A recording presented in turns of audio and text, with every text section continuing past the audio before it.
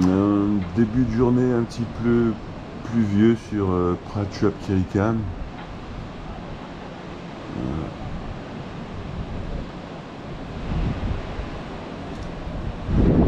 Il faudra de nouveau remonter vers le nord pour retrouver du soleil. Enfin, c'est pas méchant. Une journée de transit vers Nakhon Pathom pour voir le plus grand chéti de Thaïlande.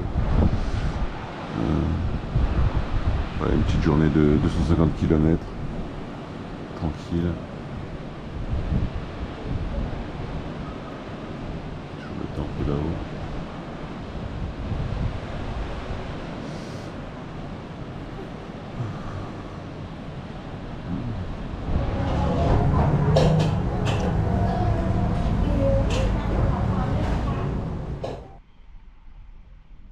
Et bien voilà, c'était le jour numéro 3. Oh, rien de spécial à filmer sur la route. Je fais un grand détour pour éviter les grandes voies de circulation, pour des routes plus calmes au bord de la mer. Voilà. Un grand détour d'une heure. Là, l'hôtel d'aujourd'hui, c'est le Hop In Hotel. Ça correspond un petit peu aux Ibis budget français. J'aime bien ces hôtels, c'est propre. Parking privé. Surtout, ça se repère de loin, vu la couleur. Donc voilà, c'est des hôtels qu'on passe pas 100 ans à chercher au GPS. Voilà, ben. Nakhon Pathom, on y est.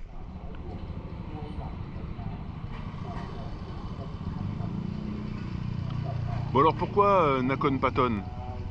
Pour le marché? Oui, c'est sympa. Mais surtout, pour le Chedi, le plus grand de Thaïlande. Ouais, on va essayer de se rapprocher.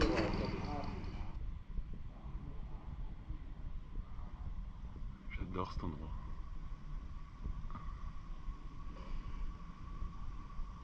Et un petit clair de lune, à peine masqué.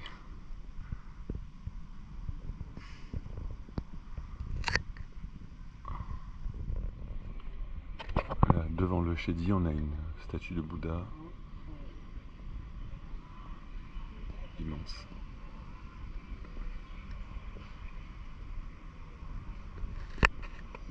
C'est très calme aujourd'hui par rapport à la dernière fois où j'étais venu. Je crois que c'est fermé à l'intérieur pour faire la ronde.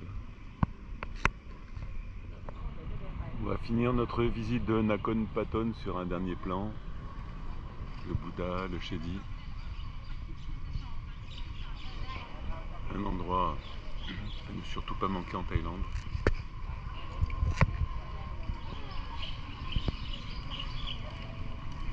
Demain, day 4.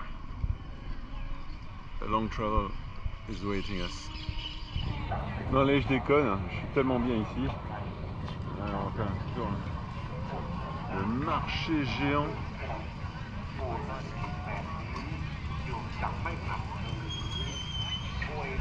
Alors lui, il m'a fait un super jus de fruits. Là, c'est le meilleur kebab de toute la Thaïlande. Les gens ils vont dire mais pourquoi ils mangent des kebabs en Thaïlande? Oh là là là là, imbécile. En fait je cherche à manger du poulet, sous quelque forme que ce soit. Alors vraiment du monde, hein. Grand rassemblement.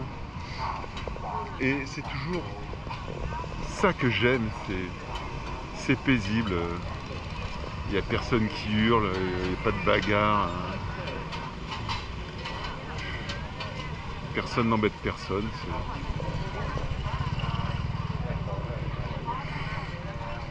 Après les gens ils vont dire que j'exagère.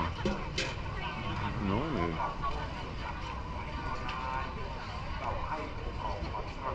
Ouais.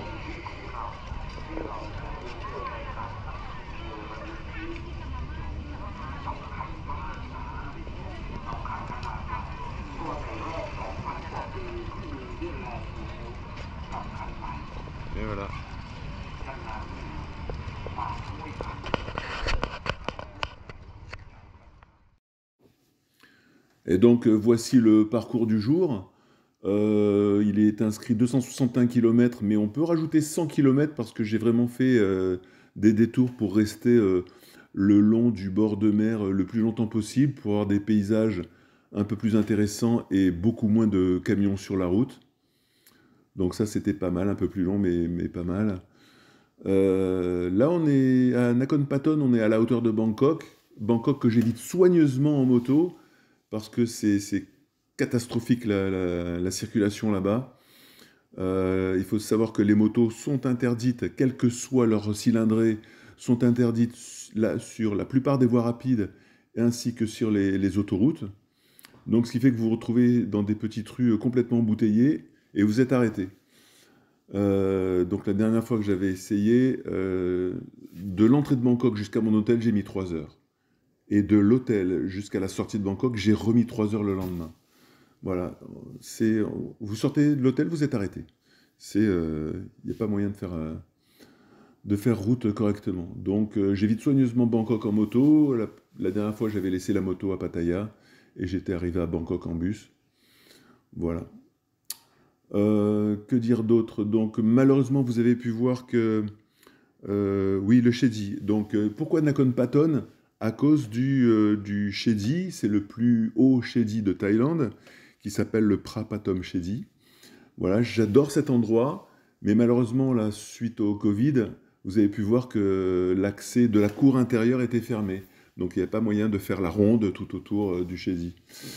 Voilà, donc, mais cette ronde, je l'avais déjà filmée dans une vidéo précédente que vous retrouverez dans mes playlists. Je vais constituer d'ailleurs une playlist spéciale sur tous les temples de Thaïlande. Voilà, donc demain, une autre route, une autre aventure.